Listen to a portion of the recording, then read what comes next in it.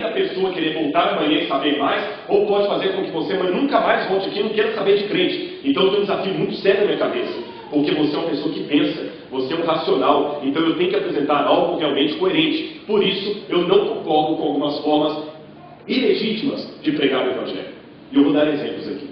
Eu falei de dois problemas. Um são explicações que não convencem, o segundo são lendas urbanas que surgem para convencer as pessoas que Jesus em breve voltará. Você já notou que quando algumas pessoas estão desanimando, outros ficam ávidos para poder trazer alguma coisa sensacionalista? Eu vou dar alguns exemplos para vocês.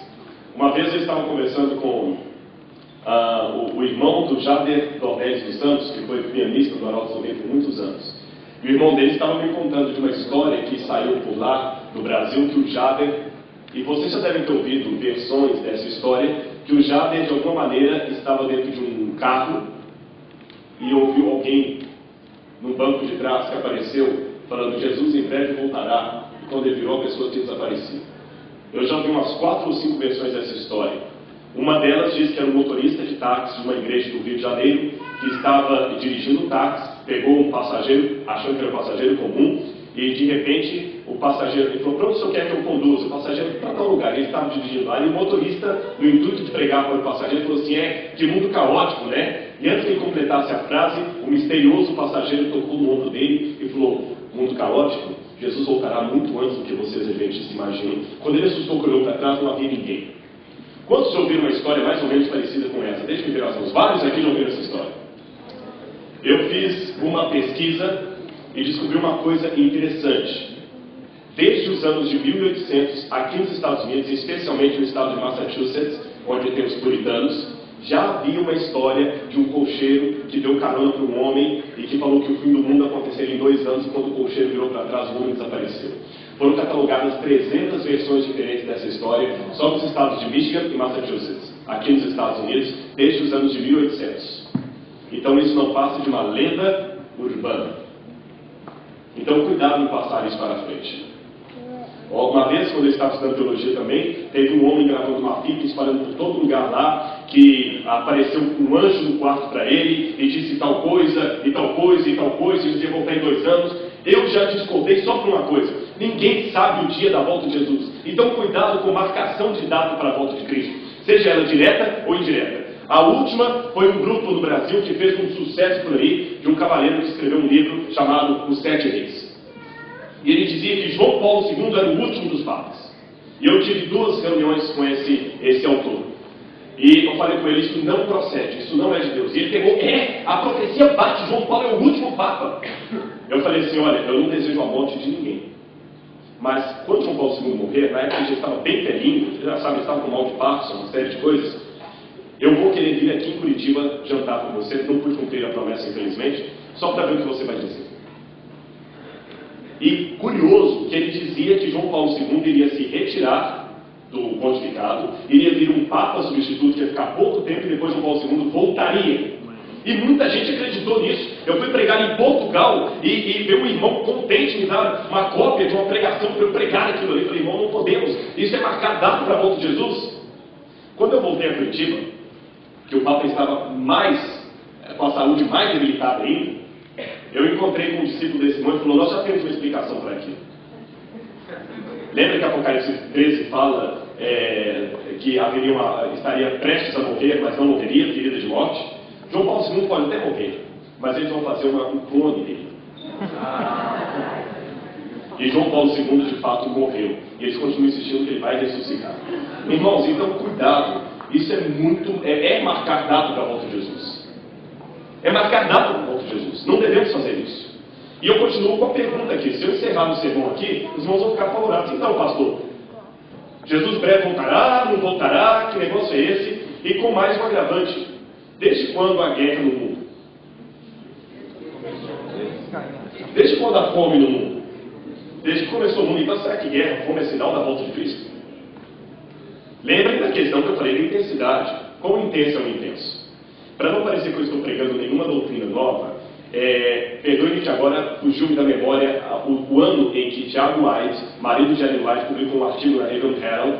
Eu lembro que foi no mês de novembro mas eu tenho a fonte onde está reproduzida essa citação. É no livro Perfection, The Possibility and Impossibility. É um livro que apresenta 4 versões sobre o perfeccionismo dentro da Igreja Adventista, e um dos autores apresenta essa citação onde Tiago White diz: pestes, terremotos, rumores de guerras e outras coisas mais são elementos que sempre têm estado a acontecer, portanto não são um sinal seguro do fim. Então não estou pregando nada novo aqui. Vamos à Bíblia. Mateus, capítulo 24. Mateus, capítulo 24, versos 1 em diante. Jesus havia mostrado para os discípulos o templo, e como o templo era maravilhoso, os discípulos também ficaram maravilhados ao ver aquilo. E depois eles mostraram para o Senhor algumas pedras. Senhor, veja como essas pedras são grandes. E Jesus falou assim: olha, eu vou dizer uma coisa para vocês. Aqui não ficará pedra sobre pedra que não seja derrubada. Capítulo 24, verso 1. Tendo Jesus saído do templo, ia se retirando quando se aproximaram dele os discípulos para lhe mostrar as construções do templo. Ele, porém, lhes disse: não vejo tudo isto? Em verdade vos digo que não ficará aqui pedra sobre pedra que não seja derrubada. No Monte das Oliveiras, achava-se Jesus assentado quando se aproximaram dele os discípulos em particular e pediram: dize-nos, quando sucederão estas coisas? E que sinais haverá de tua vinda e da consumação do século? Eu cometi de propósito um erro de leitura aqui. Alguém saberia dizer qual foi? Que sinal. Curioso, os discípulos não perguntaram para Jesus que sinais haverá da tua vinda. Eles perguntaram que sinal. Isso é singular. No grego você tem a palavra semeion, singular, sinal. Que sinal haverá da tua vinda? E me chama a atenção que Jesus começa a responder justamente assim. E ele lhes respondeu: vede que ninguém vos engane, porque virão muitos em meu nome dizendo: eu sou Cristo, e enganarão a muitos. Fique sua Bíblia aberta. Por que Jesus começa a resposta com a expressão vede que ninguém vos engane? O livro O Desejado das Nações diz que os apóstolos, por um engano, pensavam que o fim de Jerusalém coincidiria com o fim do mundo. E Jesus, por misericórdia deles, misturou os dois eventos: a volta dele e a destruição de Jerusalém. Mas olha que ele começa dizendo: veja que ninguém engane vocês, porque virão muitos dizendo: eu sou Cristo, e enganarão a muitos. Lendo Flávio José, aquele historiador do primeiro século, que eu falei para vocês que viveu ali e conheceu Jerusalém nos tempos de Cristo, ele fala que naquela época acontecia em Jerusalém ter muitos pregadores apocalípticos, homens que diziam: o fim do mundo está chegando. E quando você perguntava por que o fim do mundo está chegando, eles diziam: vejam como Roma está dominando o mundo, vejam o período de paz, vejam quantas coisas ocorrem por aí, veja a natureza como está atribulada, vejam quantos acidentes da natureza, terremotos. E as pessoas acreditavam. E esses pregadores que se diziam o Messias ou o Cristo, diziam: agora chegou o fim dos tempos, vocês devem me seguir numa guerra espiritual contra Roma. E vários judeus morreram por causa disso. Alguns seguiram um pretenso Moisés Cretêncio, Moisés da ilha de Creta. Esse Moisés Cretêncio dizia que ele era o Messias e queria de novo abrir o Mar Vermelho, e muitos morreram afogados ali.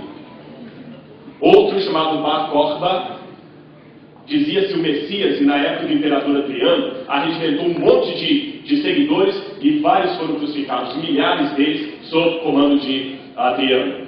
A própria Jerusalém foi destruída no ano 70 por causa desses zelotas ou pretensos judeus messias que queriam comandar o povo numa guerra espiritual do fim do mundo. Então por isso Jesus começa: cuidado, ouvi muitos em meu nome dizendo eu sou Cristo, e enganarão muitos. Porquanto, verso 6, e certamente ouvireis falar de guerras e rumores de guerras. Vede, não vos assusteis, porque é necessário assim acontecer. Mas, ainda não é o fim. Jesus está vinculando as guerras ao fim? Pelo contrário, Vocês vão ouvir falar de guerras e rumores de guerra, mas não nos assustem, não é ainda o fim. E ele continua,